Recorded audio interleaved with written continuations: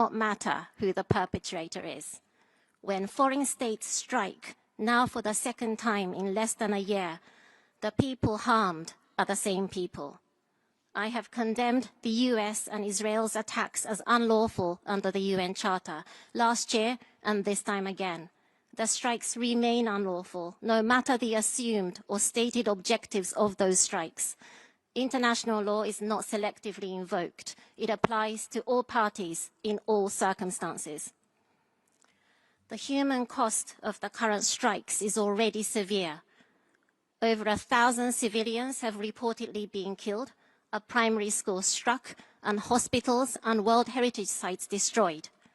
Strikes on oil infrastructure have caused toxic environmental consequences with the possibility of serious long-term public health effects. This in a country that was already experiencing acute water shortages. My mandate has long reported serious concerns of treatment of detainees from medical neglect, ill treatment to deaths in custody. Since publishing my report, the military escalation heightened concerns about all detainees, including those arrested in connection with the protests. Families report not being able to reach their loved ones, and worrying reports of acute food shortages, medical care are emerging.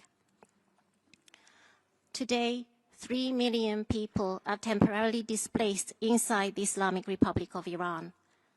The reported absence of functional air raid sirens and bomb shelters in many urban areas add to the concerns about basic civilian protection during hostilities. The internet shutdown imposed during the nationwide protests has been followed by a second in the wake of the military escalation, cutting people off from information and connectivity when they need it most. I am aware that the people in Iran cannot hear my words despite this session being live-streamed. The people of Iran have endured an astonishing accumulation of violence and loss. A military escalation followed by a crackdown, and then a nationwide protest met with lethal force and mass detention. And before they could draw breath, the military strikes again. They have been killed, detained, displaced, and cut off from the world, caught between sanctions and relentless repression. There has been so much violence and so much death. Mr. President, if we put the people of Iran at the heart of any solution, the military escalation must stop and all parties must resume diplomatic dialogue immediately. Any path forward must be grounded in human rights, the will of the Iranian people, and full accountability for violations of international law by all parties. When the strikes stop, the international community must not look away from what happened in December and the long-standing grievances. The people of Iran continue to be united by a deep desire for a different future, calling for fundamental change. They exercise their right to self-determination. That must be the center of any solution. Thank you. Thank you. I now give the floor to the chair of the fact-finding mission to present the report of the fact-finding mission. You have the floor. Mr. President, Excellencies and delegates, I speak today on behalf of the Independent International Fact-Finding Mission on the Islamic Republic of Iran and for my fellow members, Viviana Krstičević and Max Duplessis. In April 25, the Council requested us to investigate recent and ongoing serious human rights violations in Iran. Since then, we've collected hundreds of evidence items and conducted interviews with 164 victims and witnesses, both inside and outside the country. We've also examined nearly 30 reports from the government of Iran. As you've heard, today the Iranian people are caught between a large-scale military campaign by two countries, the US and Israel, and ongoing repression by their own government in Iran. In this context, we'll provide the results of our work in three groups. First, we'll share information we've gathered on the regional armed conflict and the impact on civilians. Second, we'll update you on our ongoing investigations into the protests that began on 28th December last year and their repression.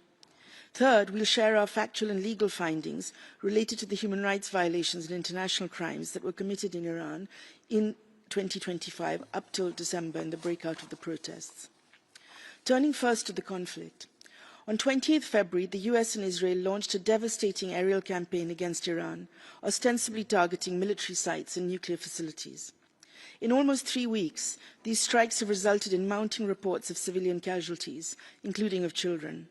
Hospitals, schools, cultural heritage sites, residential areas, multiple oil depots and a desalination plant have been struck, damaged and destroyed, resulting in severe harm to civilians.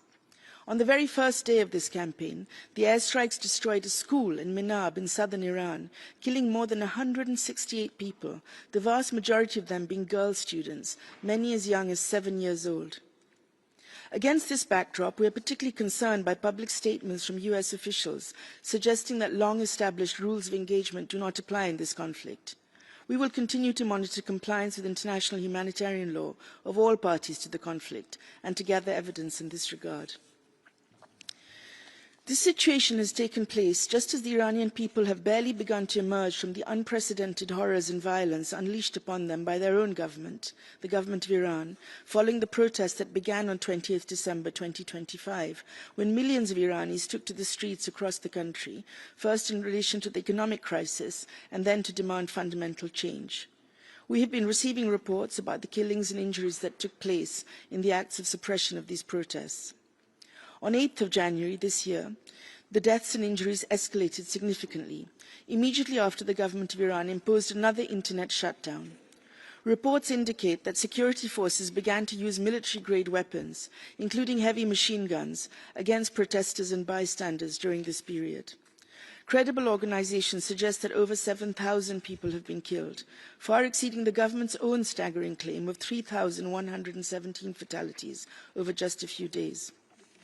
Reports indicate that security forces injured people on a broad scale, including by blinding them with metal pellet ammunition fired from shotguns, recalling the shocking patterns we saw during the Women, Life and Freedom movement being suppressed. After the government crushed these protests, security forces carried out large-scale detentions, with credible information that more than 50,000 people were held. They included, as you've heard, doctors who were arrested simply for treating the injured. Victims continue to demand truth, justice and accountability for the violations that occurred during these recent protests and those that have occurred earlier. But we must be clear that justice cannot be delivered through war and can only be pursued through accountability measures grounded in the law. Mr. President, I will now move to the factual and legal findings set out in our mandated report, which concern the period from 18th March to 27th December of 2025. First, in the context of the armed conflict then between Iran and Israel in June 2025, we found reasonable grounds to believe that in carrying out the airstrikes on Evin prison, Israel committed the war crime of intentionally directing attacks against a civilian object, killing 80 people, including at least 1 child and 8 women. Second, Iranian authorities themselves failed to protect detainees held at Evin prison and other places and refused to disclose the fate or whereabouts of some transferred detainees from Evin in acts amounting to enforced disappearance. Third, in the aftermath of the conflict, we found that the Iranian state increased measures of repression to suppress dissent through large-scale arrest, detention and criminal prosecutions. Ethnic and religious minorities were subjected to such prosecutions without respect for due process or fair trial rights. Journalists, human rights defenders and social media users were targeted for expressing their views on the conflict or merely for calling for peace. Fourth, rather than dismantling its system of institutionalized and structural discrimination, Iran continued to use mandatory hijab laws and rules as a tool to repress women and girls. Fifth, acts of transnational repression against journalists and human rights defenders reporting on Iran from abroad also increased during and after the June hostilities. These included assassination attempts and death threats and harassment of the families of these people inside the country. As you've already heard, executions rose sharply during and after the June hostilities, with an appalling 1,639 recorded during the year, exceeding the global total of known executions for the previous year. Immediately after the strikes ended, in the 3 months between July and September, at least 464 executions were recorded. In the next month, in October, a further 222 people were executed, the highest monthly total recorded in 25 years. The core lesson drawn from our investigations in this context is clear. External military action does not provide accountability, nor does it bring meaningful change. Instead, it risks intensifying domestic repression by a state that routinely resorts to repressive measures to suppress its own people and to suppress dissent. We are deeply concerned that the current security situation may again, as in June 25, be used to escalate repression and to punish those who have dared to express dissent. Excellencies, given the systematic pattern of violations we've identified, practical transformative measures are required now. First, we call on all parties to urgently and unconditionally end hostilities. We call on the international community to de-escalate tensions and resume a credible and good faith dialogue on peace, human rights, justice, and equal and inclusive participation in political and public affairs. There's an urgent need to ensure full respect for international law to protect civilians and critical civilian infrastructure. Second, we call on Iran to cease intimidation, harassment and arbitrary detention and implement a moratorium on the use of the death penalty.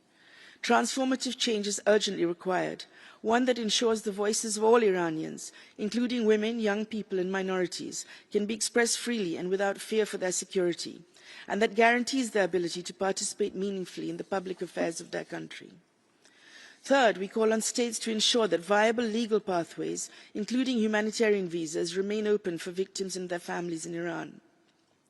Acts of transnational repression should be investigated and those responsible prosecuted. Effective remedies and measures of protection for victims of such repression must be ensured. Fourth and finally, it is essential to preserve evidence of human rights violations and international crimes in the context we've described. There must be a firm commitment to pursuing justice and change through lawful accountability measures and not through violence. War cannot deliver the outcomes that truth, justice, due process and transformative reparations can achieve. I thank you. Thank you. In accordance with our practice, we will begin by hearing from the delegations of the countries concerned. I now give the floor to the distinguished representative of the Islamic Republic of Iran. You have a total of 6 minutes.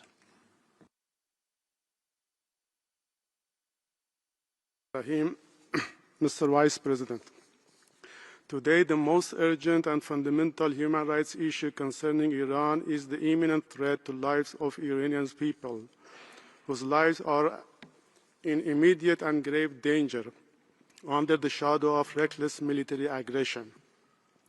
An aggression that is carried out by some of the most lawless and unscrupulous actors on the international stage and by individuals who demonstrate no restraint in killing civilians or in trampling upon the most basic and universally recognized human rights. At this moment, to speak of anything other than these crimes and this act of aggression would itself amount to a grave dereliction of responsibility and a flagrant disregard for the human rights of Iranian people. Today, the Human Rights Council and the Special Procedures mandate holders must speak unequivocally about the innocent children massacred at their school desks. This Council must raise its voice for the people whose millennia-old cultural heritage has been turned into a target of indiscriminate and unlawful attacks. It must also speak for residents forced to breathe air contaminated with toxic pollutants released as a direct consequence of these assaults. Mr. Vice President, for 15 years in this very Council, certain Western countries have persistently advanced unfounded and politically motivated allegations of human rights violations against Iran, thereby laying the groundwork for the very aggression that we are witnessing today. Minor and isolated issues in Iran were deliberately exaggerated and portrayed as grave and systematic violations in order to manufacture a pretext to normalize hostility against Iran. Through sustained political pressure and propaganda, Iran was gradually portrayed as a legitimate target. The carpet bombing of civilians in Iran and the infliction of needless, superfluous suffering are the direct consequences of the impunity granted to those who engage in perfidy and repeatedly betray the very principles of negotiation and multilateralism. The invasion of Iran amid ongoing negotiations was not merely a betrayal of diplomacy itself. It was a betrayal of very ideals of human rights and of the conscience of humanity. At the same time, these same deliberately concealed for more egregious violations, including the devastating humanitarian consequences of unlawful sanctions and two manifest acts of aggression against Iran. If this were not the case, why did these countries remain conspicuously silent in the face of the killing of innocent school children in Minab? Why was such a heinous crime not unequivocally condemned? And why the fundamental issue of aggression as the most serious violation of international law and the blatant violation of the Iranian people's right to life has been overshadowed by peripheral political narratives? Mr. Vice President, in recent weeks, hospitals in Iran have been bombed, drinking water infrastructures have been deliberately targeted, and homes have been destroyed over the heads of their inhabitants. Only in the first 10 days of the invasions, near 14,000 civilian units that includes more than 20 hospitals and further emergency bases were targeted in airstrikes. Under such circumstances, what exactly Iran is expected to do? Do those who launched these attacks or those who encouraged, enabled, and facilitated them possess even the most basic understanding of Iran's history, culture, and civilization? Iran is not a nation that submits to coercion, intimidation, or lawless aggression. Today, in the face of the more than 1,300 innocent lives lost and over 7,000 people injured, including a 6-month-old baby struggling for his life, the international community must not remain silent. The families of the more than 300 women and girls who have been killed are looking to the Human Rights Council for justice and for a clear and principled response. If the response of this Council is once again silence, indifference, or political selectivity, then it would be the end of the Council's stand, after it was severely diminished because of its inaction during the Israel crimes in Gaza.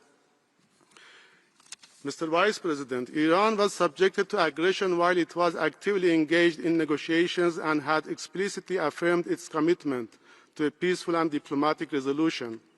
This reality sends a clear and unmistakable message to the international community, and the message is that if reckless militarism, the erosion of multilateralism, and the systematic disregard for genuine human rights are met with silence or indifference, Iran will most certainly not be the last country to suffer such treatment.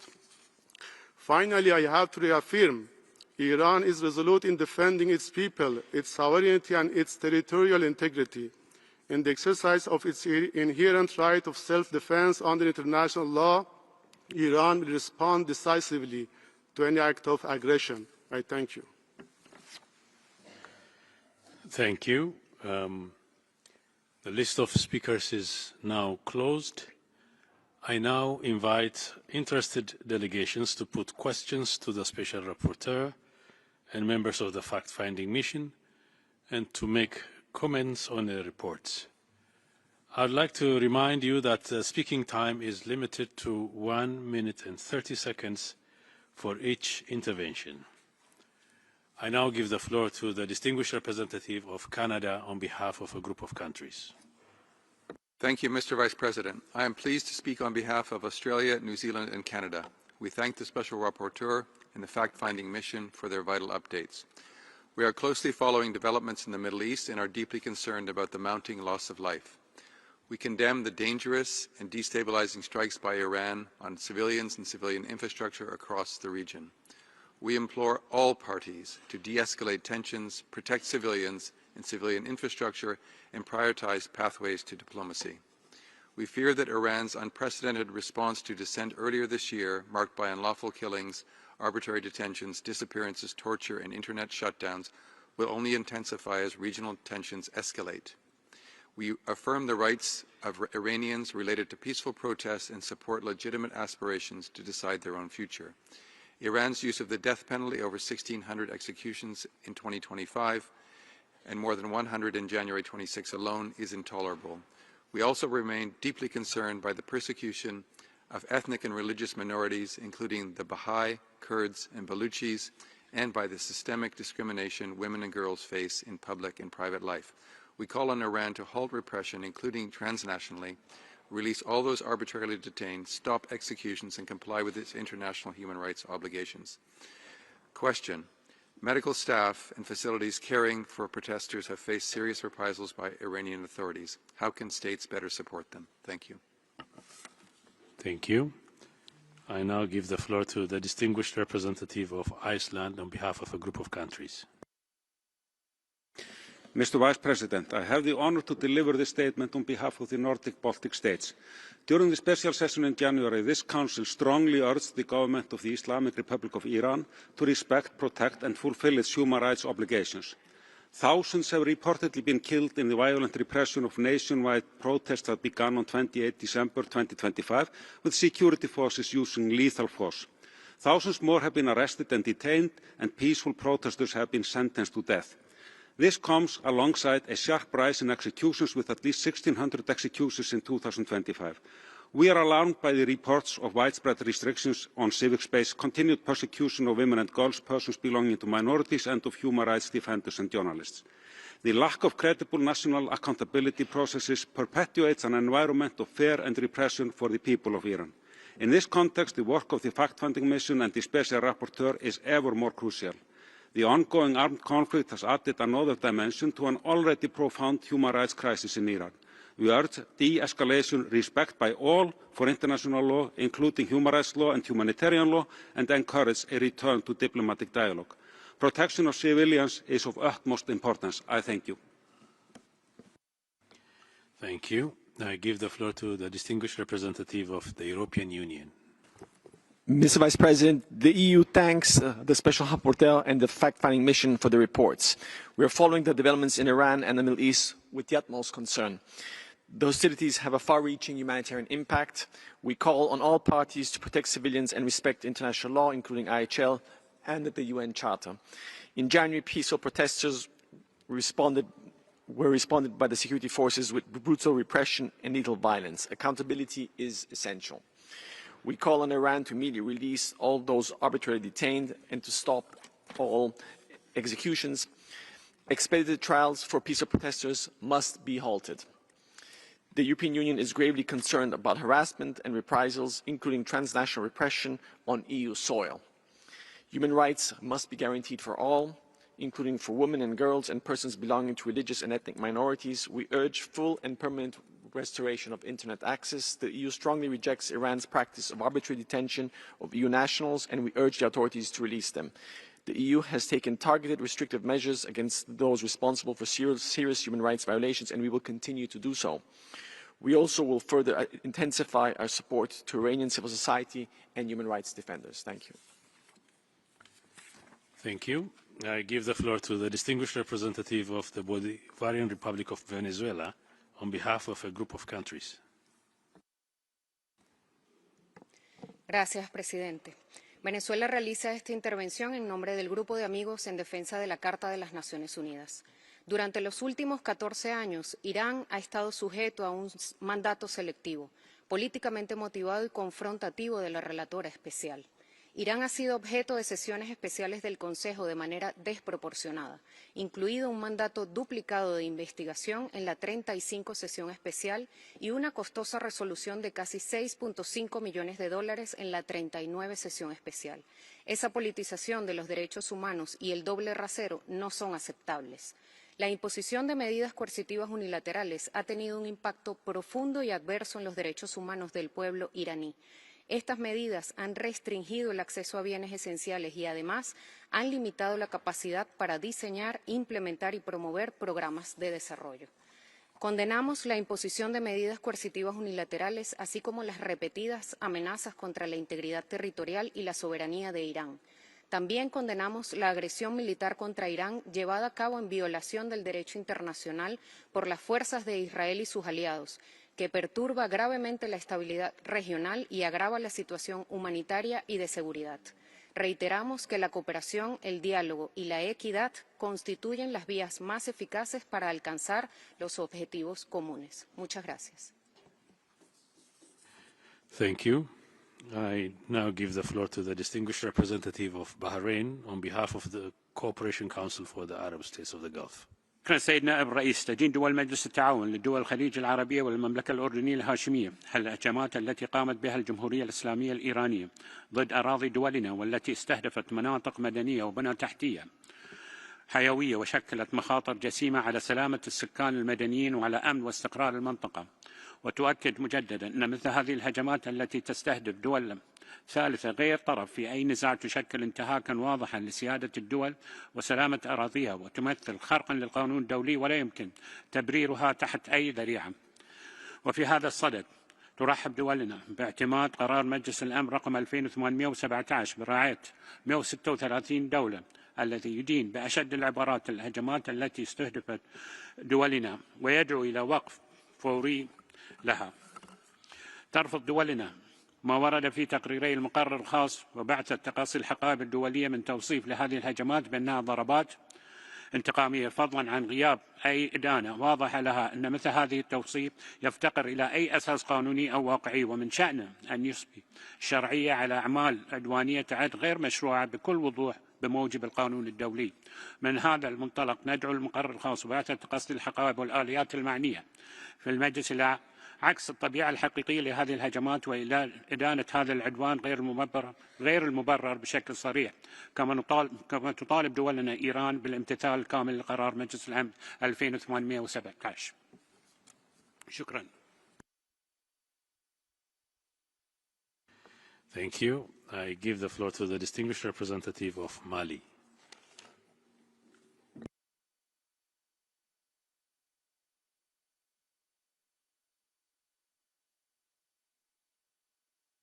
Mali, are you absent or is it? If absent, I give the floor to the distinguished representative of Albania. Thank you, Mr. Vice President. Albania thanks the Special Rapporteur and the Independent International Fact-Finding Mission for their reports and reaffirms its strong support for their mandates. The findings presented today confirms a deeply alarming reality. The human rights situation in Iran continues to deteriorate at an unprecedented rate. We strongly condemn the excessive, disproportionate and lethal use of force by Iranian security forces against peaceful protesters. The targeting of civilians exercising their fundamental rights to freedom of expression, association and peaceful assembly constitutes a flagrant violation of international human rights law. Albania is particularly concerned about the widespread arbitrary arrests and detention. The persistent allegation of torture, enforced disappearances, incommunicado detention, ill-treatment and forced confessions are extremely alarming.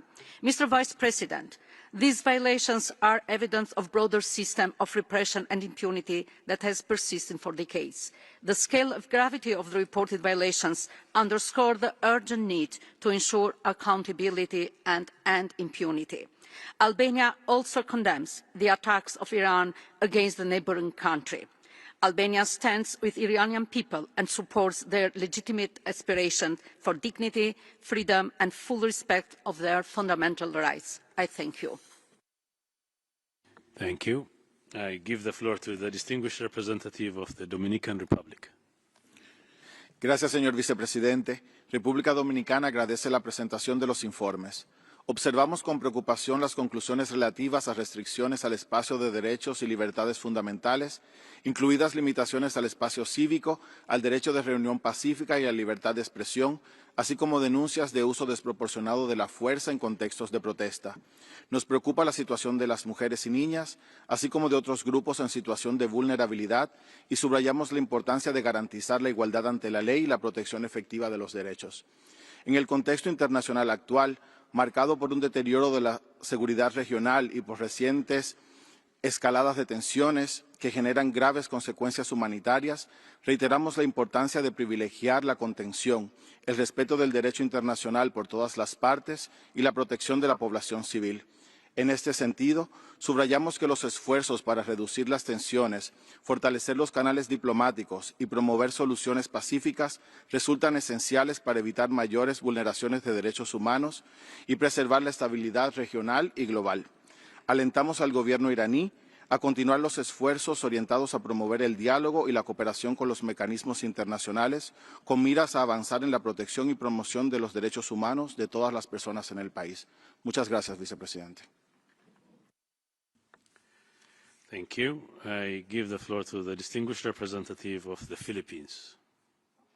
Mr. Vice President, the Philippines echoes the serious concern expressed by ASEAN foreign ministers over the escalation of conflict in the Middle East.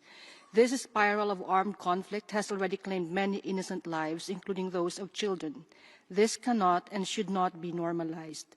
International humanitarian law is clear. Civilians and civilian infrastructure are not military targets. All states have a binding obligation to protect them at all times. Continued escalation poses a grave threat to lives and livelihoods within and beyond the region and to global peace, security, and development, with potentially devastating consequences for all. We are concerned about the safety of millions of migrant workers, including seafarers in the region. We express deep appreciation to the host governments, our close partners, for their cooperation and prompt and committed efforts to uphold their rights and well-being in this challenging situation. We call on all parties to cease hostilities, exercise utmost restraint, and return to diplomacy and dialogue, the only viable way towards peaceful and durable solutions to disputes. We must all recommit to international law and the UN Charter. Respect for the sovereignty and territorial integrity of all states must remain sacrosanct, as it is the cornerstone of international peace and security, indispensable for the enjoyment of human rights by all. Thank you. Thank you. I now give the floor to the distinguished representative of Germany. Thank you, Mr. Vice President. We align ourselves with the EU statement and thank the Special Rapporteur and the fact-finding mission for their updates and crucial work. Iran needs to stop its unjustifiable attacks on neighbors and shipping routes immediately and cease its long-standing abuse of international law, including its illegal enrichment program. In light of the current situation, we reiterate our call for the protection of all civilians in Iran and the wider region, and for the full respect of international law and international humanitarian law.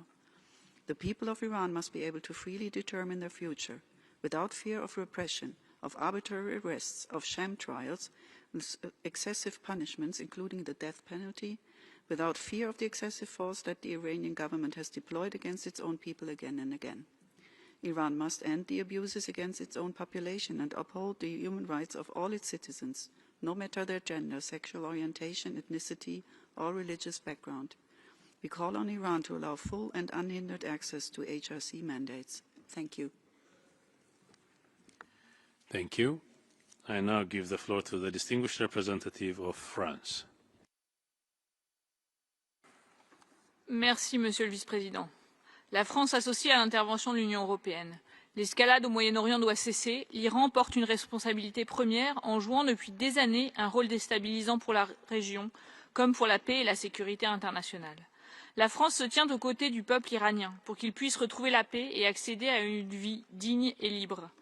Une solution diplomatique durable est nécessaire pour mettre fin à la guerre et pour que l'Iran cesse d'être une menace pour ses voisins et pour l'ensemble de la communauté internationale. La France a soutenu le renouvellement des mandats de votre mission d'établissement des faits et de rapporteur spécial, indispensable pour continuer de documenter et recueillir les preuves des violations des droits de l'homme commises par le régime iranien, et en particulier la répression brutale en janvier dernier des manifestations pacifiques des Iraniennes et des Iraniens qui ne réclamaient que l'exercice de leurs droits.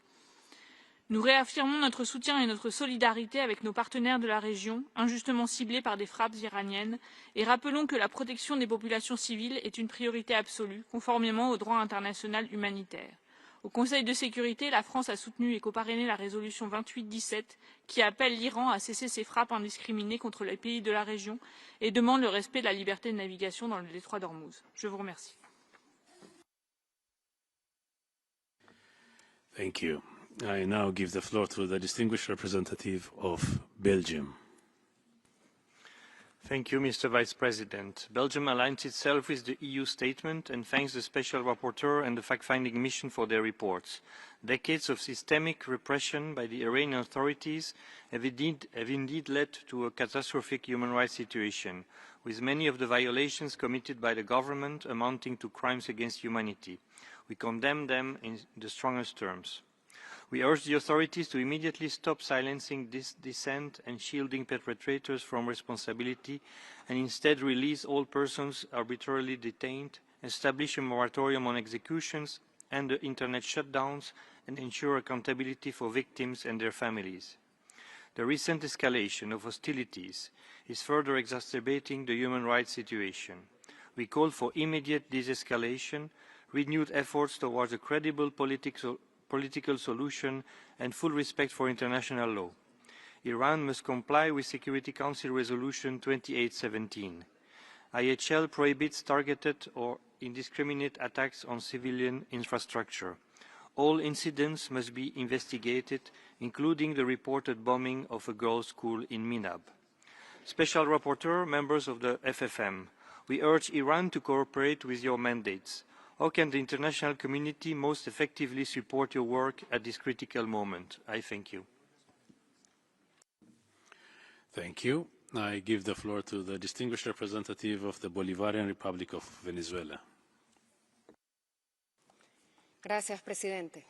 La República Bolivariana de Venezuela expresa su profunda preocupación por la reciente sesión especial sobre la República Islámica de Irán, en la que bajo un clima de evidente politización y doble rasero se procedió a la renovación de mandatos impuestos que carecen de legitimidad, consenso y consentimiento por parte del Estado concernido. Reiteramos que los mecanismos que no cuentan con la anuencia del Estado concernido, lejos de fomentar un diálogo genuino, se convierten en herramientas de hostigamiento y presión geopolítica.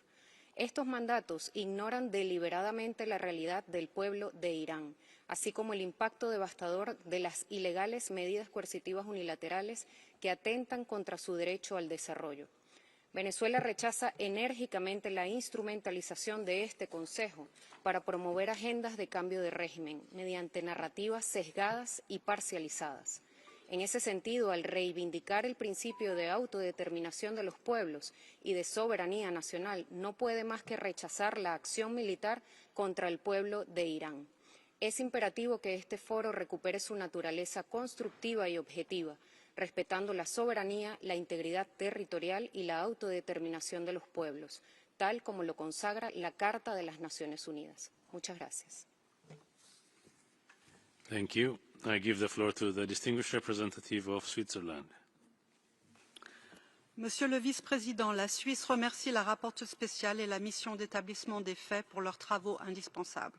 La Suisse est profondément alarmée par l'escalade rapide et dangereuse après les attaques militaires des États-Unis et d'Israël contre l'Iran, qui violent le principe de non-recours à la force et risquent la déstabilisation du Moyen-Orient. Une violation du principe de non-recours à la force existe également lorsque l'Iran dépasse les limites du droit à la légitime défense, ce qui est le cas pour une partie de ses ripostes. La Suisse appelle tous les acteurs à la retenue maximale et au plein respect du droit international. S'agissant de la situation à l'intérieur du pays, la Suisse déplore la répression violente des manifestations début 2026, en particulier l'usage de la force létale. Les restrictions à la liberté d'expression, les coupures d'Internet et les violations des garanties d'un procès équitable sont également en contradiction flagrante avec les obligations internationales de l'Iran. La Suisse appelle l'Iran à s'abstenir de prononcer ou de mettre en œuvre des condamnations à mort en lien avec les manifestations. Engagée pour l'abolition mondiale de la peine de mort, elle appelle instamment l'Iran à en limiter l'usage aux crimes les plus graves. En outre, la Suisse rappelle l'importance particulière de la protection des minorités qui peuvent être exposées à des vulnérabilités accrues en période de tension. Madame la rapporteure spéciale, face à la situation actuelle, comment veiller à ce que la redevabilité pour les victimes de la répression des manifestations ne soit pas reléguée au second plan? Je vous remercie. Thank you. I give the floor to the distinguished representative of the United Kingdom of Great Britain and Northern Ireland. Thank you, Mr. Vice President. The situation in Iran and the region is incredibly volatile. We want a swift return to security and stability. We continue to support our Gulf allies in the face of Iran's reckless attacks. The Iranian authorities must not seek, as we have seen in the past, to exploit conflict to inflict further violence on its people. A renewed internet and communications shutdown prevents crucial communications and access to emergency services. As we saw in January, when the shutdown coincided with the most intense period of lethal force, Iranian authorities turn off internet access to cover up human rights violations. That brutal crackdown on protesters marked the most violent episode in Iran's history, and it is a history defined and sustained by state violence. Many thousands were killed. Thousands more were detained or disappeared. The full picture is not yet clear, which is why our support for evidence collection and accountability remains steadfast. As this conflict continues, we are mindful of women and girls and ethnic and religious minorities who are acutely vulnerable and who have faced severe repression since the Islamic Republic's inception. They, as all Iranian people, deserve to live in peace and security. Thank you. Thank you. Now I give the floor to the distinguished representative of Slovenia. Thank you, Mr. Vice President. Slovenia aligns itself with the EU statement. We condemn the military escalation in the Middle East, including the use of force by the US and Israel, and Iran's retaliatory strikes across the region, which endanger the lives of civilians and risk serious consequences for international peace and security. Slovenia calls on all sides for an immediate de-escalation and restraint, and to respect international law and the UN Charter. We are afraid that the current conflict sets a dangerous modus operandi, further undermining the international order based on international law and respect for human rights. We emphasize the obligation of all parties to abide by the provisions of the international humanitarian law, to protect civilians and civilian infrastructure. Slovenia continues to support the Iranian people in their quest for dignity, respect for human rights and freedom. They should be the ones to decide upon their future. We call on Iranian authorities to cooperate fully with this Council, the UN High Commissioner for Human Rights and his office. In the light of recent civilian deaths, including children, does the FFM see possibilities to integrate protection norms under international humanitarian law, where applicable, into its investigative work on human rights abuses with Iran? I thank you. Thank you. I give the floor to the distinguished representative of the Republic of Moldova. Mr. Vice President, we thank the Special Rapporteur and the fact-finding mission for the presentations. Reports reveal that nationwide protests beginning of on December 28 last year triggered a state response marked by unprecedented level of violence, resulting in thousands killed, tens of thousands detained, including children and medical staff performing their duties. We strongly condemn the use of lethal force against the individuals exercising their fundamental rights. The internet shutdowns and the weaponization of digital infrastructure to suppress opposition are very concerning. We further condemn the sharp rise of executions in the last year, and at least 100 additional executions reported in January 26 alone. Persistent and structural discrimination against women, girls and minorities continued. We reiterate our call for accountability, immediate release of those arbitrarily detained, and a moratorium on executions as a first step towards the abolition of the death penalty. Mr. Vice President, developments in Iran and in the wider Middle East are of major concern. Search for diplomatic solutions while preventing further escalation leading to protracted conflict is of primary importance. We condemn the attacks that undermine the sovereignty and territorial integrity of the countries in the Middle East. We call for ensuring respect for international law, international humanitarian law, and most importantly, protection of civilian population. I thank you. Thank you. I give the floor to the distinguished representative of the Kingdom of the Netherlands. Thank you, Mr. Vice President. The Kingdom of the Netherlands aligns itself with the EU statement and thanks the Special Rapporteur and the fact-finding mission for their reports. The Netherlands is deeply concerned about the ongoing escalation in the Middle East and urges the Islamic Republic of Iran to immediately cease its indiscriminate attacks across the wider region. We call on all parties to comply with international humanitarian law. Widespread human rights violations persist unabated in Iran. We strongly condemn the systematic oppression of women and girls, human rights defenders, LGBTIQ+ persons, and ethnic and religious minorities. We denounce the alarming number of executions, as well as Iran's practice of arbitrary detention and transnational repression. Respect for human rights and fundamental freedoms must be upheld at all times. We are alarmed that Iran has repeatedly shut down the internet this year and appeal to its government to uphold the freedom of expression, association, peaceful assembly, and to guarantee unrestricted access to information on the internet. Mr. Vice President, we underscore the urgent need for ongoing monitoring and ask that the fact-finding mission and the Special Rapporteur be provided with adequate resources and institutional support to carry out their work. We continue to urge the Islamic Republic of Iran to fully cooperate with both the Special Rapporteur and the FFM. I thank you. Thank you. I give the floor to the distinguished representative of Romania. Thank you, Mr. Vice President. Romania aligns with the EU statement. We support the mandates of the Council addressing the human rights situation in Iran. The Iranian authorities' reaction to peaceful demonstrations, legitimate economic grievances, and demands for equality and justice was brutal, disproportionate, and contrary to Iran's obligations to respect human rights and fundamental freedoms. All killings, all violence against peaceful protesters, and other human rights violations must be investigated in line with international human rights standards and those responsible held to account. We call on the government of Iran to cease all executions, immediately release all individuals detained solely for exercising the right to freedom of expression, peaceful assembly and association, and disclose the whereabouts and fate of all individuals detained or missing in connection with the protests. Romania expresses its solidarity with the Iranian people and commends their courage to fulfill their aspirations for a more democratic and just society. We encourage the Iranian civil society to continue their engagement for reform and pursue their legitimate aspirations for human rights, democracy, and the rule of law. We would like to ask the mandate holders, how can this Council support such efforts?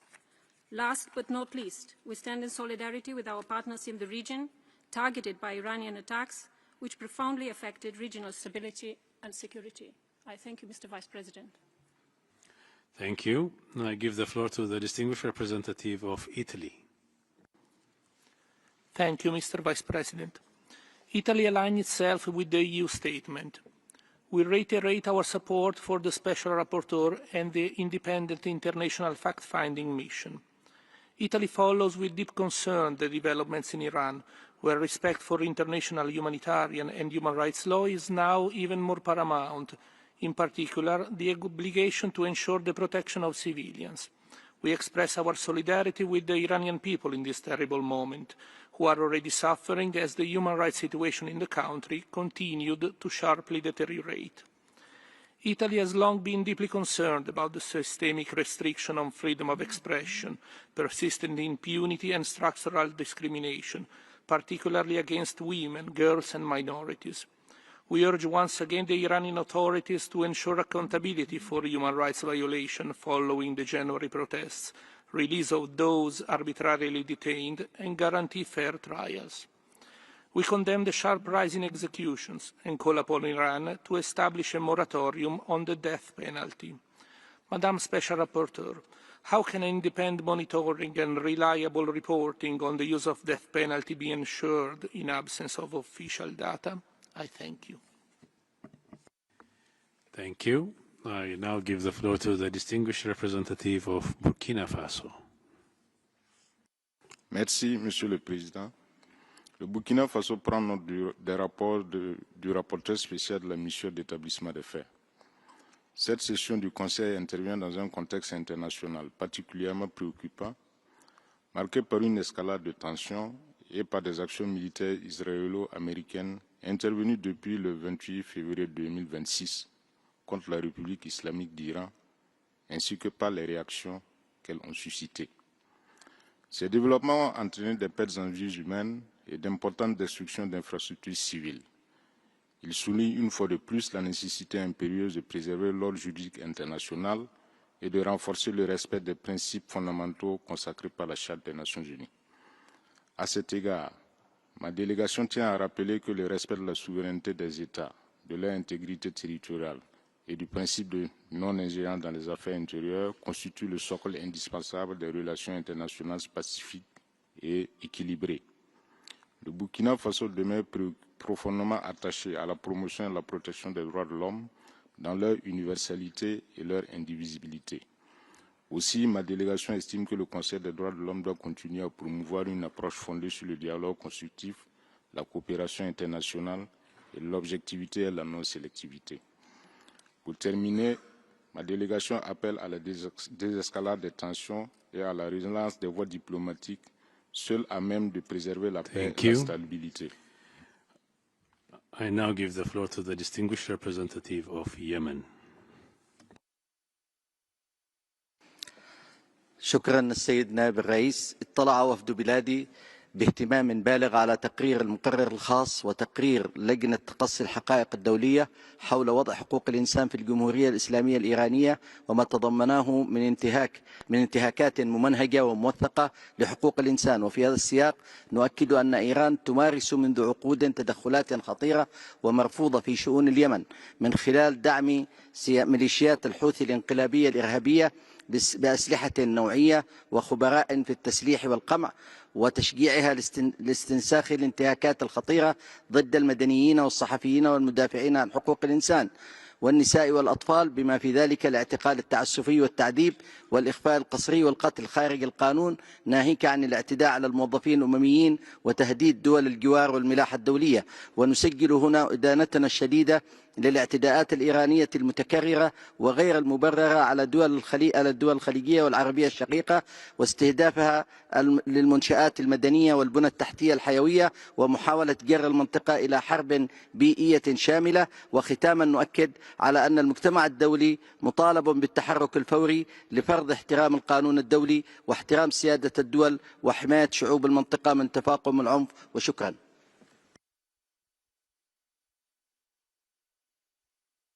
Thank you. I now give the floor to the distinguished representative of Japan.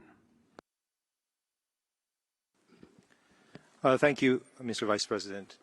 I thank the Special Rapporteur on the FFM for the continued efforts to address the situation. The peace and stability of the Middle East is of utmost importance to Japan. As a country that respects fundamental values and principles such as freedom, democracy, human rights, and the rule of law, Japan will continue to make all necessary diplomatic efforts in coordination with the international community to bring about an early de-escalation of the situation in the Islamic Republic of Iran. Japan opposes any use of force against peaceful protests and attacks on civic space in the country. We urge Iran to uphold the human rights of all individuals, in particular the right to freedom of expression, including freedom to seek, receive, and impart information, and the rights to freedom of peaceful assembly and association without fear of reprisal or intimidation. Japan remains open to dialogue with Iran to further exchange views on efforts to improve its human rights situations, including through a bilateral human rights dialogue. I thank you, Mr. President. Thank you. I now give the floor to the distinguished representative of Austria.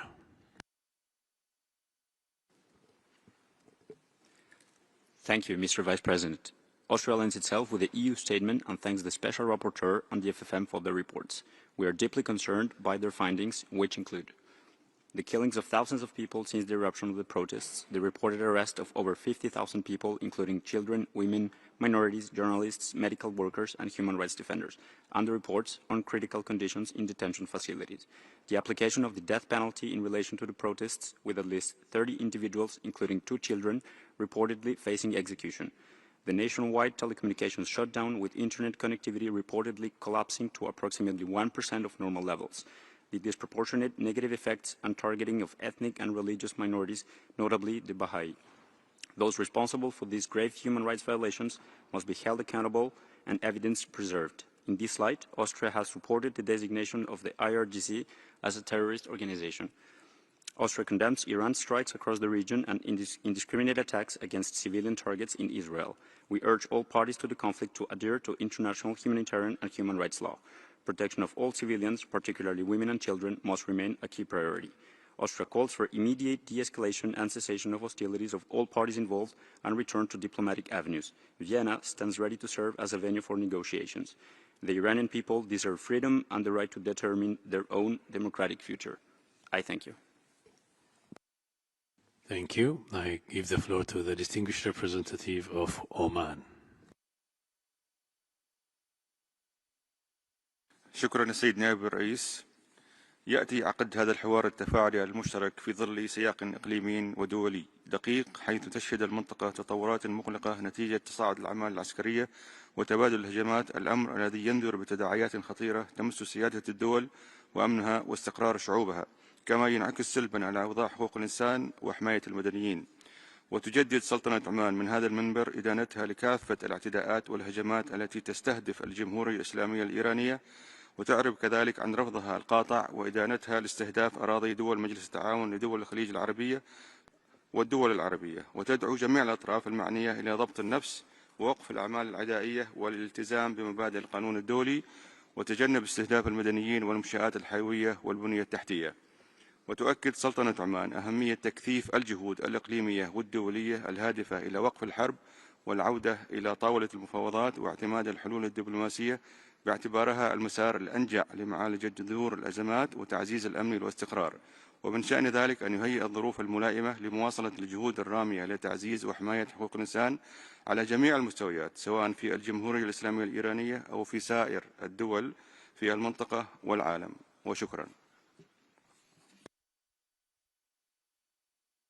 Thank you. I give the floor to the distinguished representative of Argentina. Gracias, señor vicepresidente. El informe presentado ante este Consejo describe una realidad que no se puede ignorar. Documenta ejecuciones, detenciones arbitrarias y una represión violenta contra ciudadanos que ejercían un derecho elemental, el derecho a expresar sus ideas y reclamar libertad. No estamos hablando de incidentes aislados, estamos hablando de vidas humanas, de hombres y mujeres que salieron a las calles con palabras, con esperanza, con dignidad y encontraron balas. El informe habla de la muerte de innumerables ciudadanos a manos de las mismas autoridades que debían protegerlos, y cada una de esas muertes nos interpela, porque esos ciudadanos no eran enemigos del Estado, eran su propio pueblo, no eran agitadores, eran hijos, hijas, madres y padres. Y hoy debemos decirlo con claridad ante este Consejo, esas vidas no fueron en vano. Se trata de verdaderos héroes, héroes porque cuando miles de ciudadanos están dispuestos a entregar su propia vida, la tragedia se convierte en un testimonio inmenso de la dignidad humana. Héroes también porque comprendieron que para el ser humano hay algo más valioso que el petróleo, más valioso que el oro o que el dinero, más valioso que cualquier riqueza material. Héroes porque la historia ha demostrado una y otra vez que ese valor tiene una fuerza que ningún ejército ni la represión más dura nunca ha logrado derrotar. Héroes porque comprendieron y nos enseñaron que en lo más alto está el valor de la libertad. Muchas gracias, señor vicepresidente. Thank you. I give the floor to the distinguished representative of Sri Lanka. Mr. Vice President, we reiterate our principled position against country-specific initiatives introduced without taking into consideration the overall circumstances. Mr. Vice President, Sri Lanka is deeply concerned by the rapidly escalating situation in the Middle East and West Asia, which poses a direct threat to the civilian population. We are saddened by the tragic loss of civilian life and condemn any attacks against civilians and civilian infrastructure. Sri Lanka underscores the protection of civilians on all sides is a fundamental obligation under international humanitarian law. We stand firmly in our commitment to the sanctity of human life and upholding global peace. Sri Lanka reiterates the need to respect the principles and purposes of the UN Charter, which prohibit the use of force against the territorial integrity or the political independence of any state. As a country firmly committed to the sovereignty and territorial integrity of all states, Sri Lanka calls on all parties to respect these age-old principles, to exercise maximum restraint, and to return to negotiations to prevent further aggravation of this dire situation. We urge all parties to engage in meaningful dialogue and take decisive action to further de-escalate tensions, given the serious threat posed to stability, peace, security in the region and beyond. Thank you, Mr. Vice President. Thank you. I now give the floor to the distinguished representative of Belarus. Спасибо, господин заместитель председателя. Проведение в СПЧ дискуссии по ситуации с правами человека в Иране на фоне отсутствия реакции Совета на неспровоцированную вооруженную агрессию против этой страны, повлекшую масштабные жертвы среди мирного населения, включая детей, это не только двойные стандарты. Это глубочайшая деградация гуманности и уважения права на жизнь. Многие годы права человека использовались как предлог для санкционного прессинга на Иран, нанесения ущерба усилиям правительства по укреплению социальных и экономических прав населения.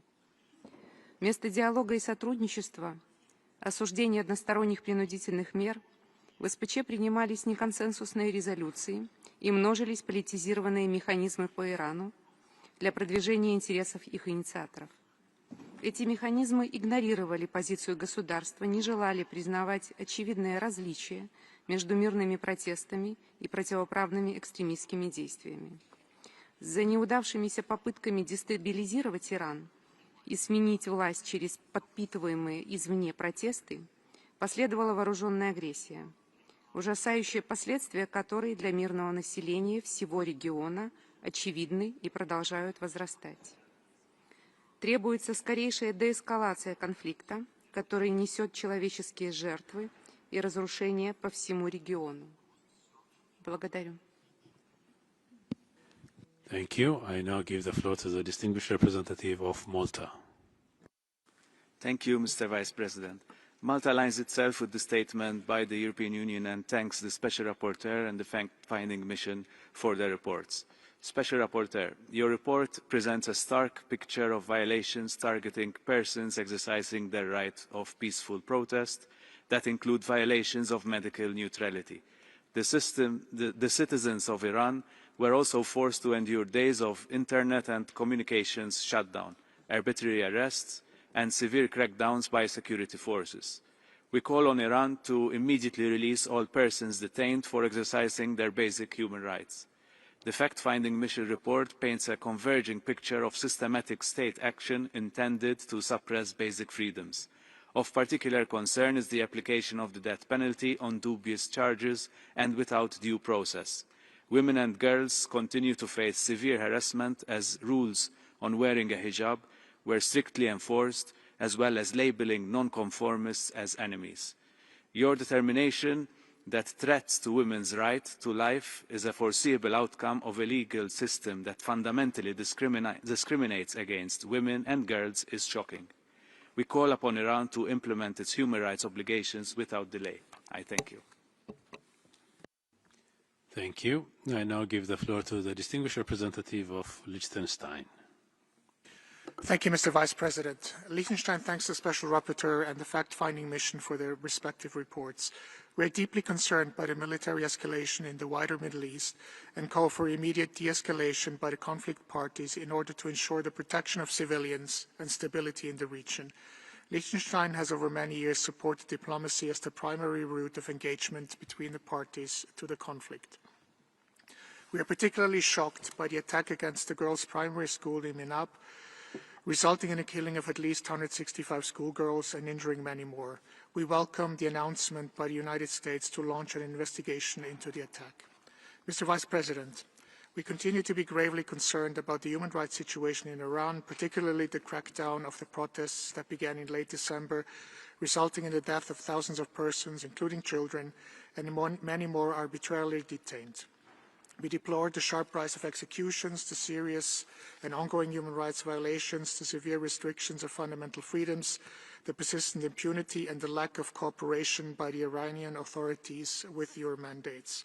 The attacks by the Iranian authorities against their own civilian population amount to crimes against humanity, and the perpetrators need to be held accountable. The people of Iran deserve to freely determine their political future in accordance with their right to self-determination. I thank you. Thank you. I now give the floor to the distinguished representative of Czechia. Mr. Vice President, the Czech Republic aligns itself with the EU statement and thanks the Special Rapporteur and the fact-finding mission for their reports. The repeated use of lethal force against peaceful protesters, widespread internet shutdown during periods of unrest, and the absence of accountability point to long-standing systematic violations of human rights. We are alarmed by the high number of people killed during the January protests and by the widespread arbitrary detention of individuals who peacefully expressed legitimate grievances. Reports of their forced confessions, along with deliberate obstruction of access to information, further exacerbate the crisis. The Czech Republic urges the Iranian authorities to immediately halt the use of force, release all those detained for exercising their fundamental rights, and restore unrestricted access to internet. We urge Iran to meet its international human rights obligations and to take credible steps toward justice and protection of fundamental freedoms. We reaffirm our solidarity with the people of Iran and encourage the authorities to cooperate fully with this Council, including by granting unhindered access to both mandates. Madam Special Rapporteur, members of the FFM, considering the systemic patterns you have documented, what would be the most effective measures this Council could take to support and protect those at risk in Iran? I thank you. Thank you. I now give the floor to the distinguished representative of the Democratic People's Republic of Korea. Thank you, Mr. Vice President. For 15 years, the Islamic Republic of Iran has been subjected to a selective, politically motivated and confrontational country-specific mandate within the Human Rights Council. The so-called fact-finding mission was established through a hostile process during the 35th special session of the Council, following intensive lobbying and political maneuvering by a number of Western countries. The reports produced under this mandate are compiled in an unprofessional manner and reflect the political objectives of some Western countries, which have a pattern of using self-efficient human rights mechanisms to conceal their ulterior motives. Abuse of UN human rights mechanisms to single out and harass states that do not conform to the hegemonic and geopolitical interests of the West constitutes a grave violation of fundamental principles of respecting sovereignty and non-interference in the internal affairs of states as enshrined in the UN Charter. We urge the HRC and OHCHR to encourage genuine dialogue and cooperation with states, carry out their work in an objective and impartial manner, and to stand firmly against the politicization, selectivity, and double standards of human rights. I thank you, Mr. Vice President. Thank you. I now give the floor to the distinguished representative of Luxembourg. Monsieur le Vice-président, le Luxembourg souscrit à la déclaration de l'Union européenne. Madame la rapporteure spéciale, Madame la présidente de la mission d'établissement des faits, nous tenons à vous remercier pour la présentation de vos rapports. Ils permettent de mieux appréhender la situation des droits humains en Iran. Le Luxembourg est profondément préoccupé par l'escalade militaire sans précédent au Moyen-Orient et nos pensées vont aux familles des victimes. La rapporteure spéciale met en lumière une situation des droits humains en Iran marquée par une forte recrudescence de la répression depuis les manifestations de décembre 2025. Il est fait mention d'un recours systématique à la force, d'arrestations arbitraires, de la large suppression des télécommunications et de graves violations de la neutralité médicale. Le rapport souligne aussi une aggravation de la situation depuis les premières frappes fin février et début mars qui ont depuis développé une envergure quasi globale. Nous soutenons fermement votre appel à garantir la protection des civils.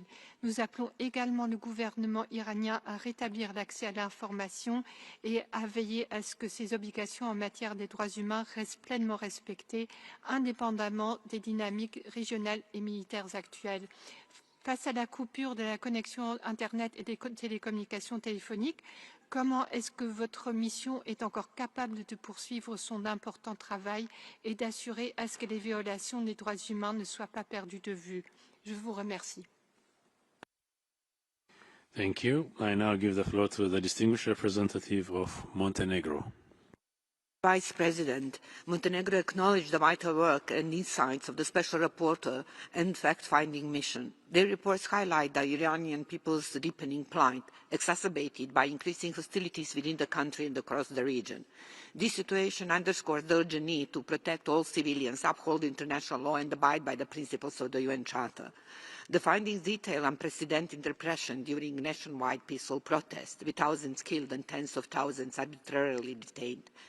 The documented violations, including murder, imprisonment, torture, sexual violence, gender persecution, and enforced disappearance, may amount to crimes against humanity.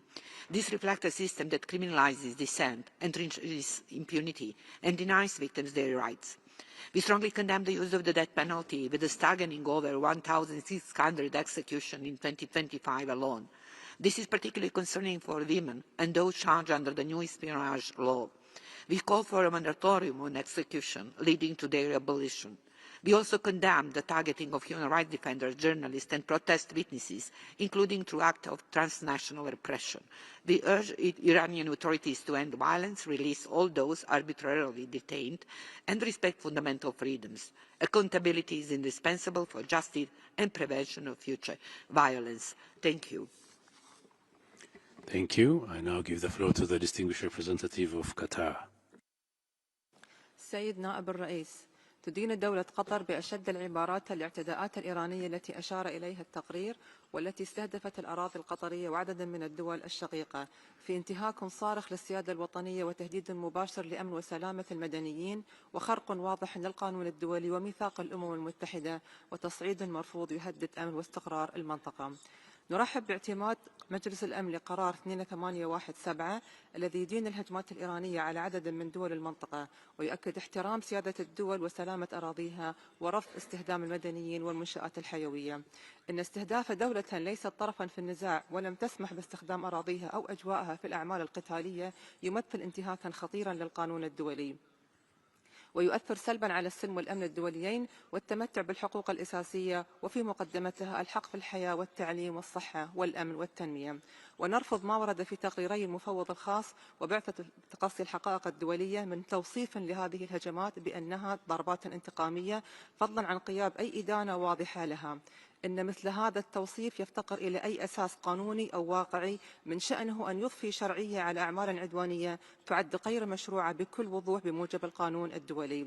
في الختام تؤكد بلادي احتفاظها بحقها الكامل في الرد وفقا للمادة 51 من ميثاق الأمم المتحدة دفاعا عن سيادتها وصونا لأمنها وتجدد الدعوة إلى الوقف الفوري للتصعيد والعودة إلى الحوار وتقريب الحكمة بما يحفظ أمن واستقرار المنطقة. شكرا.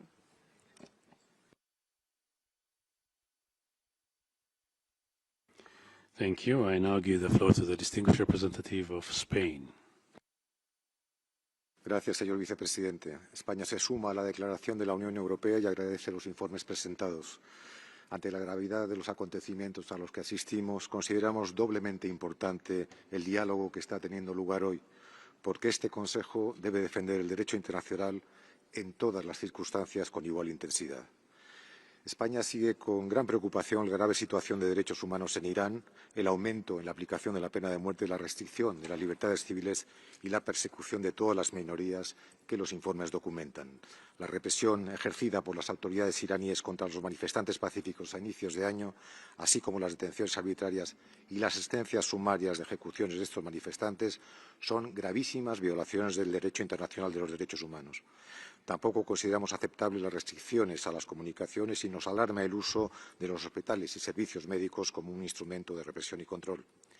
España también condena enérgicamente la violencia y represión ejercida en Irán contra las mujeres, cuyos derechos fundamentales son violados de manera sistemática y cuyas protestas han sido violentamente silenciadas.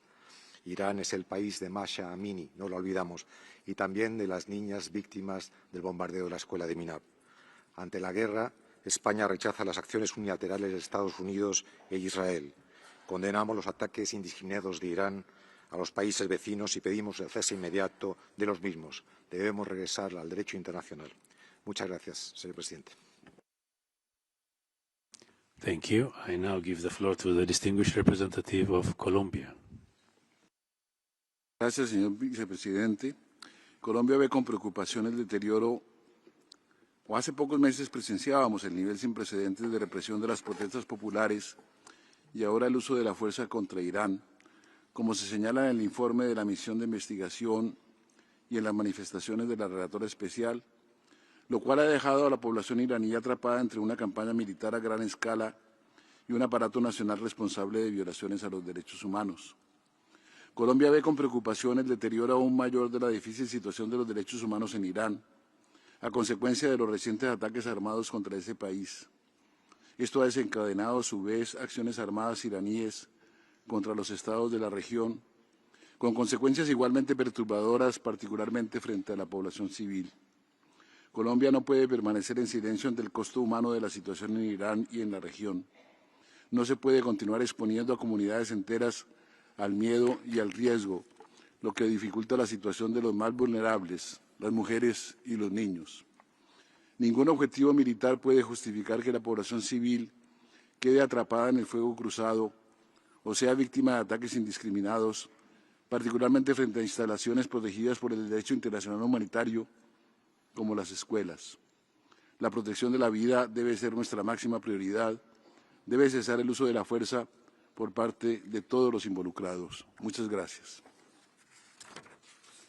Thank you. I now give the floor to the distinguished representative of the United Arab Emirates. السيد نائب الرئيس، مع مرور 17 يوما على الهجمات الإيرانية الغادرة على بلادي، ما يزال العالم يطالب من خلال قرار مجلس الأمن 28/17 بالوقف الفوري لهذه الأعمال العدوانية.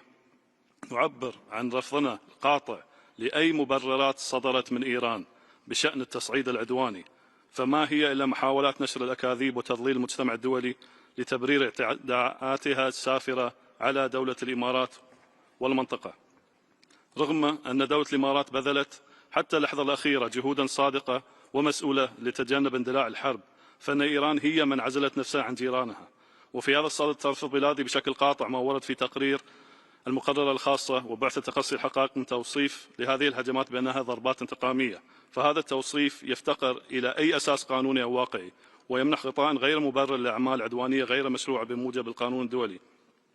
إن الهجمات الإيرانية على بلادي تمثل انتهاكا خطيرا لحقوق الإنسان وعدوانا غير مبرر، رغم أن بلادي ليست طرفا في النزاع، وقد استهدفت هذه الهجمات المدنيين والبنية التحتية المدنية التي أسفرت عن وفيات وإصابات في انتهاك صارخ لسيادة الدولة ولمبادئ ميثاق الأمم المتحدة والقانون الدولي. تؤكد دولة الإمارات أن لها الحق الأصيل في الدفاع عن النفس وفقا للقانون الدولي وميثاق الأمم المتحدة. وشكرا السيد نائب الرئيس. Thank you. I now give the floor to the distinguished representative of Ireland. Thank you, Vice President. Ireland aligns with the EU statement and thanks the Special Rapporteur and fact-finding mission for their reports, which clearly demonstrate the need for continued monitoring of the human rights situation in Iran, notwithstanding the challenges in doing so at present. Ireland has consistently condemned the Iranian authorities for their violations of human rights, discrimination against women and girls, and the oppression of minority groups in Iran, including the Baha'i and other minority faiths, as documented in the reports, is of particular concern to Ireland. The continued and extensive use of the death penalty in Iran should cease immediately. Ireland reiterates its condemnation of the recent brutal repression of protesters, including the reported deaths of at least 7,000 Iranians and the arbitrary detention of tens of thousands. Iranians should be free to express their views without the fear of violence. Ireland calls on the Iranian authorities to halt all violence, suspend executions and release those who have been detained. Vice President, Ireland recalls that all parties in any conflict must meet their obligations in full under international law, including international humanitarian law. Civilians and civilian infrastructure must not be targeted and must be protected. Special Rapporteur, what is your assessment of the potential to strengthen monitoring of the human rights situation in Iran, given the challenges that obtain? Thank you. Thank you. I now give the floor to the distinguished representative of Uzbekistan via video. Thank you, Chair. The delegation of Uzbekistan notes our country's commitment to an open and respectful dialogue with the United Nations human rights mechanisms, as well as to constructive engagement with all member states. We believe it is important that discussions of human rights issues within the Human Rights Council be conducted in a spirit of objectivity, mutual respect, and impartiality. In this regard, we consider it is necessary to refrain from the politicization of human rights agenda and to use Council's potential primarily to strengthen trust and promote constructive international cooperation. Uzbekistan firmly supports the settlement of any agreements and disputes exclusively through peaceful means on the basis of norms and principles of international law and the Charter of the United Nations.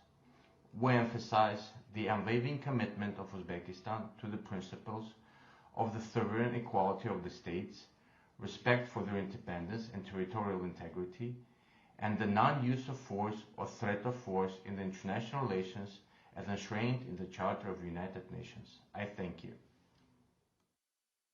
Thank you. I now give the floor to the distinguished representative of Ukraine. Mr. Vice President, Ukraine thanks the Special Rapporteur and the fact-finding mission for their important work in documenting widespread, systematic and persistent human rights violations in Iran. The Iranian authorities, which have been mocking the Iranian people for decades, has launched a large-scale policy of violence against its own people and other countries.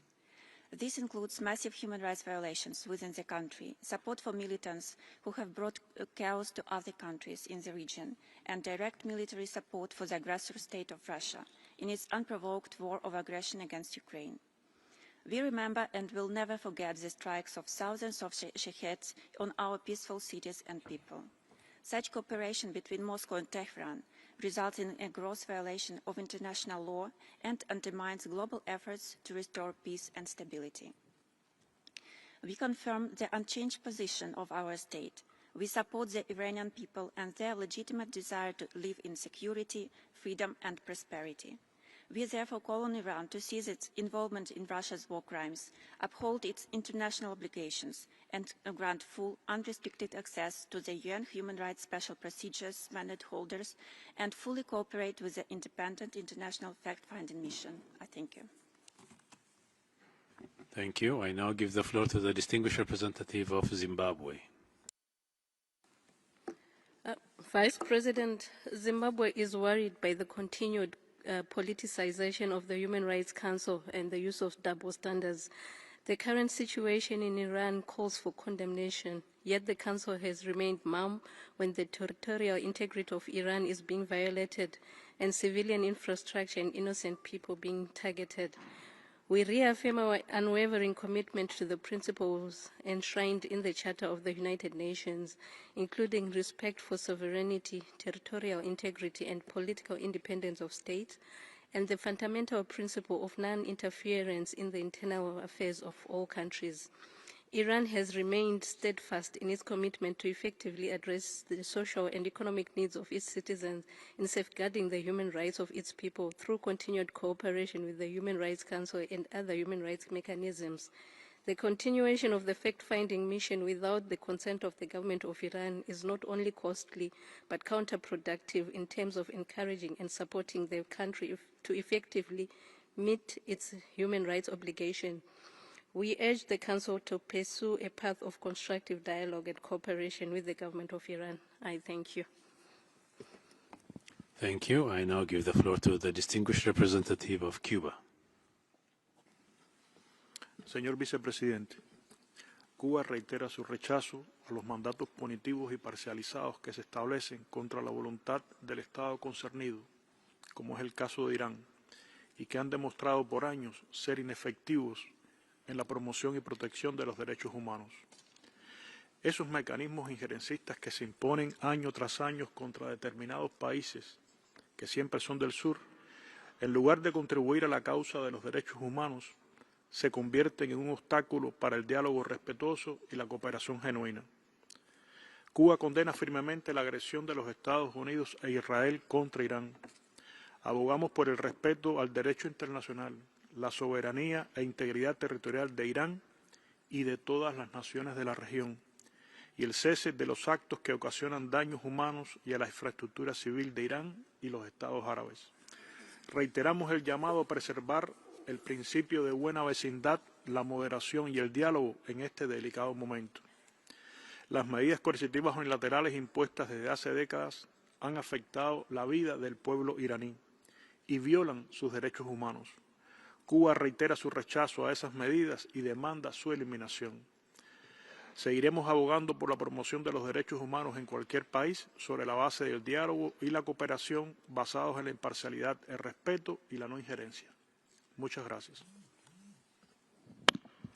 Thank you. I now give the floor to the distinguished representative of Chile. Gracias, señor vicepresidente. Chile agradece los informes del relator especial y de la Misión Internacional Independiente de Investigación. Sus conclusiones reflejan la gravedad de la situación de derechos humanos en la República Islámica de Irán y el profundo impacto humano que continúa generando. Los informes documentan hechos profundamente preocupantes: uso excesivo de la fuerza contra manifestantes, detenciones arbitrarias, incremento sostenido de ejecuciones y crecientes restricciones al espacio cívico. Resultan igualmente alarmantes las denuncias sobre ataques a hospitales y la persecución de personal médico en contravención de principios esenciales del derecho internacional humanitario y de los derechos humanos. Chile reafirma su compromiso con la promoción universal de los derechos humanos. La estabilidad y el desarrollo de las sociedades se fortalecen cuando se garantizan las libertades fundamentales, se protege el espacio cívico y se escucha a la ciudadanía. Reiteramos la importancia de investigaciones independientes, imparciales y transparentes que permitan esclarecer los hechos, garantizar el acceso a la verdad, la justicia y la reparación para las víctimas y fortalecer la confianza en las instituciones.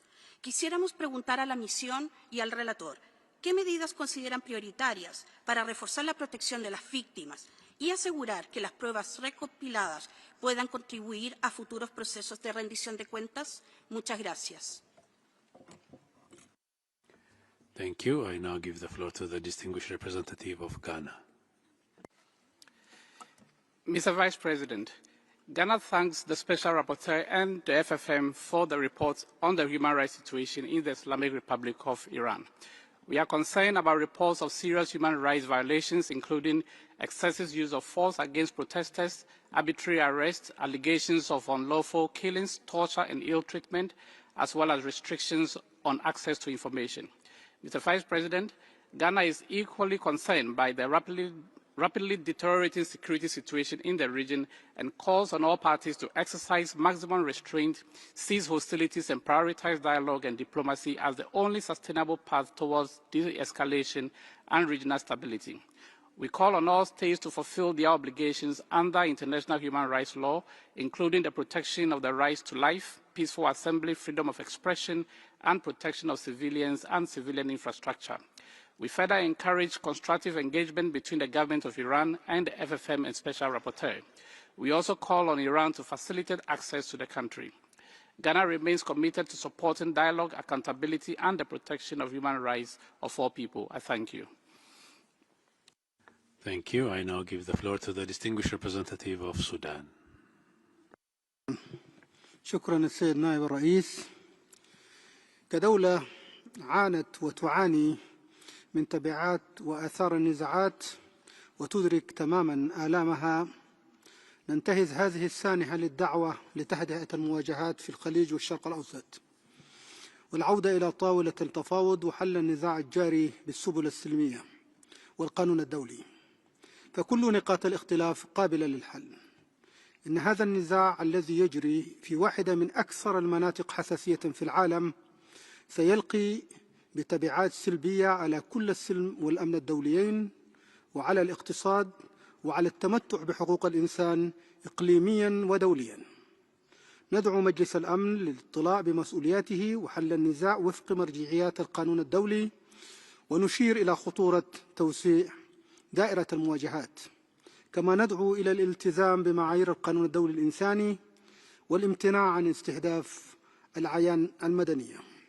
لقد أخذنا علما بمحتويات التقريرين المقدمين وما جاء فيهما من ملاحظات وتوصيات، ونشجع إيران على مواصلة مجهوداتها في مجالات ترقية وحماية حقوق الإنسان، بما في ذلك في جوانب الإصلاح القانوني وحماية الفئات الأضعف وتقديم الخدمات الاجتماعية وحماية الحيز المدني.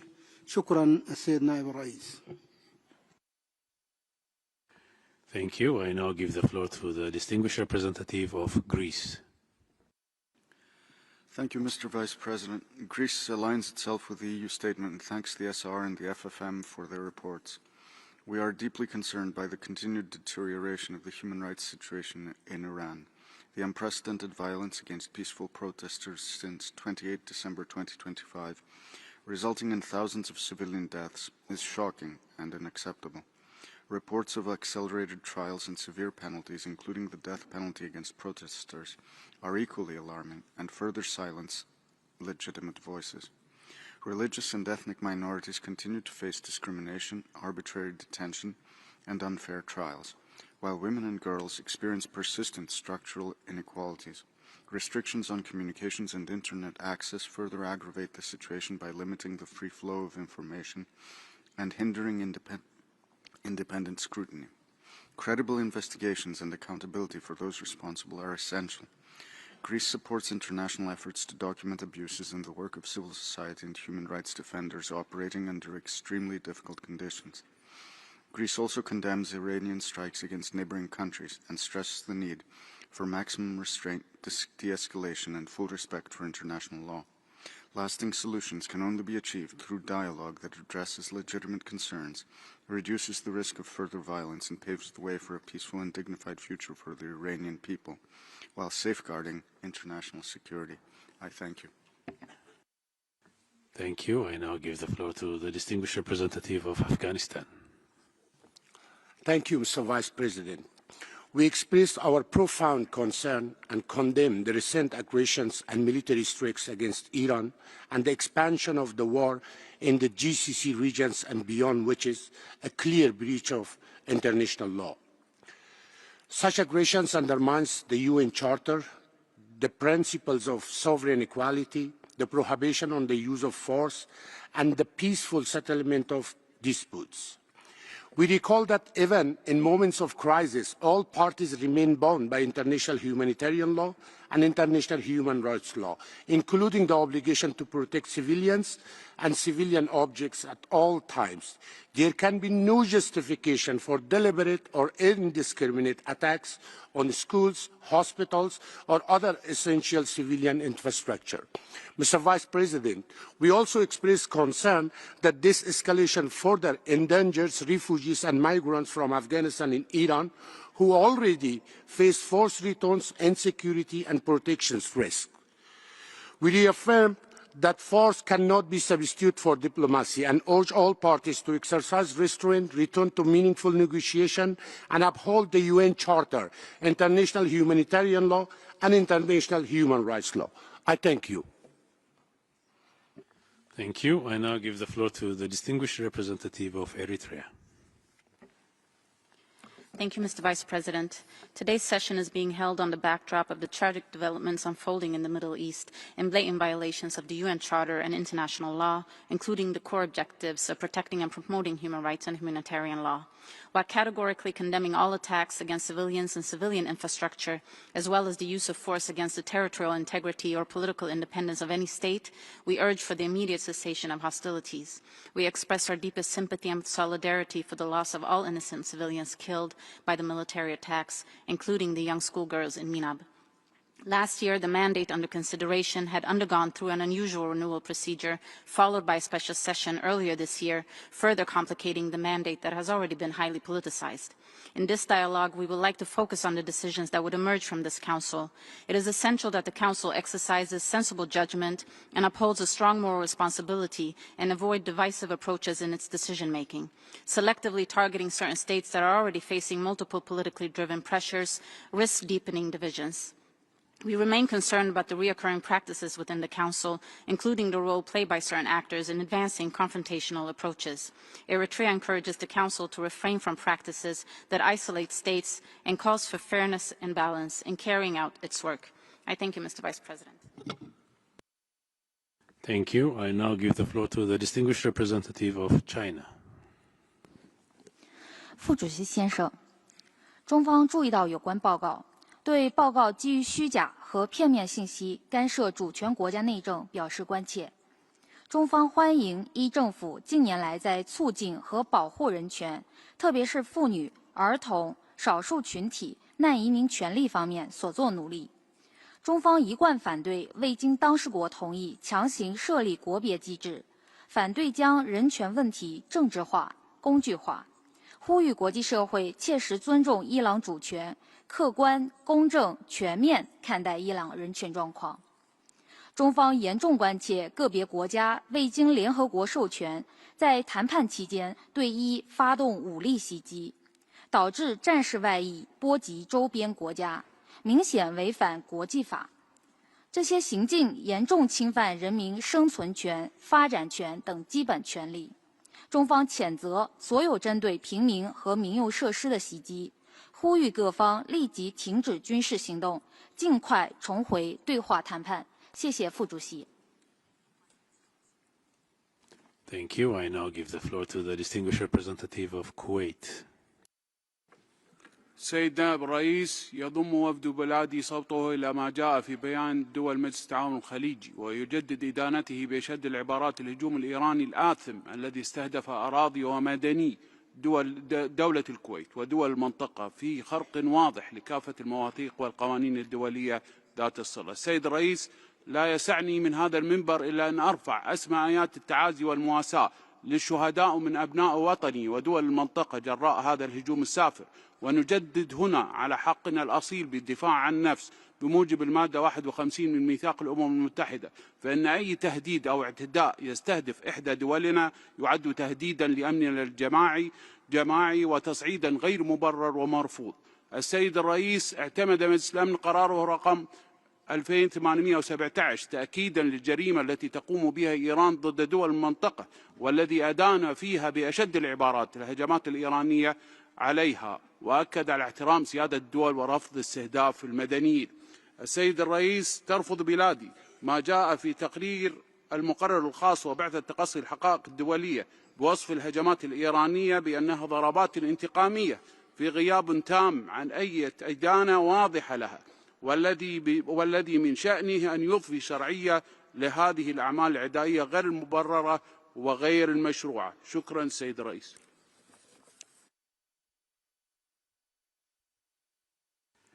Thank you. I now give the floor to the distinguished representative of the Russian Federation. Господин председатель, крайне обеспокоены складывающейся вокруг Ирана ситуацией. Предпринятые США и Израилем действия являются очередным, неспровоцированным актом вооруженной агрессии против суверенного и независимого государства-члена ООН в нарушении ее устава и основополагающих принципов международного права. Они неприкрыто направлены на дальнейшее вмешательство во внутренние дела Ирана и уничтожение этого неудобного Западу государства. Безответный шаг Вашингтона и Западного Иерусалима уже привел к резким эскалации ситуации во всем регионе и рискует обернуться гуманитарной и экономической катастрофой. На этом фоне совершенно безосновательны попытки западных стран оправдать агрессию в отношении Ирана некими мнимыми угрозами международному миру и безопасности. Призываем США и Израиль немедленно прекратить свои агрессивные действия, настаиваем на незамедлительном возобновлении политико-дипломатического урегулирования ситуации на основе международного права, взаимного уважения и баланса интересов.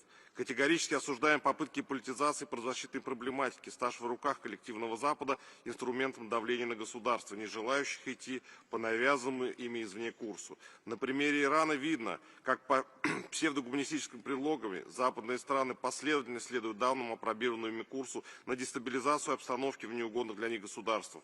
Исходим из того, что навешивание ярлыков по политическим мотивам дискредитирует органы ООН, включая ее Совет по правам человека. Призываем отказаться от этой порочной практики. Благодарю за внимание. Thank you. I now give the floor to the distinguished representative of Ethiopia. Thank you, Mr. President. Mr. Vice President, Ethiopia believes that multilateral forums, including this Council, play a vital role in fostering cooperation among states in fulfilling their human rights obligations. In this regard, we emphasize the importance of constructive engagement, dialogue, and mutual understanding in advancing the promotion and protection of human rights globally.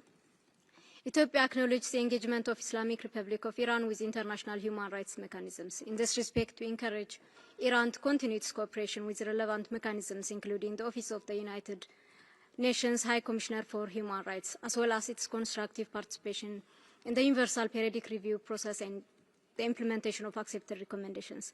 Ethiopia remains firmly committed to the principle of universality, objectivity, and non-selectivity in the work of this Council. In closing, Ethiopia underscores that enhanced cooperation with the states, support for nationally led initiatives, and the promotion of constructive dialogue, technical assistance, and capacity building undertaken with the consent of the concerned states are essential for sustainable promotion and protection of human rights. I thank you, Mr. Vice President. Thank you. I now give the floor to the distinguished representative of Malaysia. Thank you, Mr. Vice President. Malaysia thanks the Special Rapporteur and the Independent International Fact-Finding Mission for their continued work.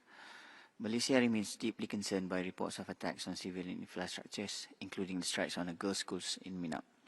Attacks on schools are particularly alarming and must be unequivocally condemned. Schools are civilian objects and must never become targets of violence.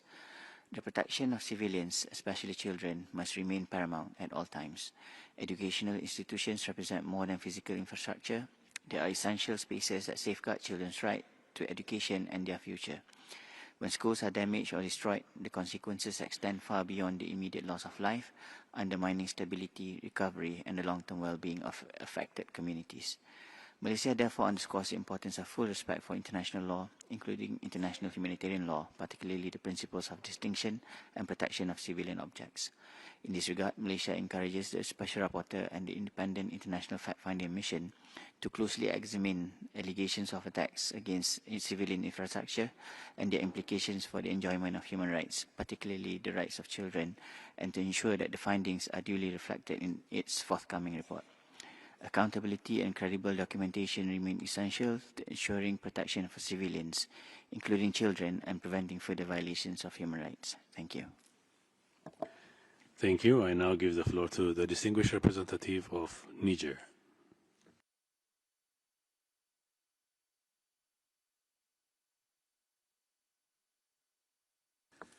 I believe the delegation is absent.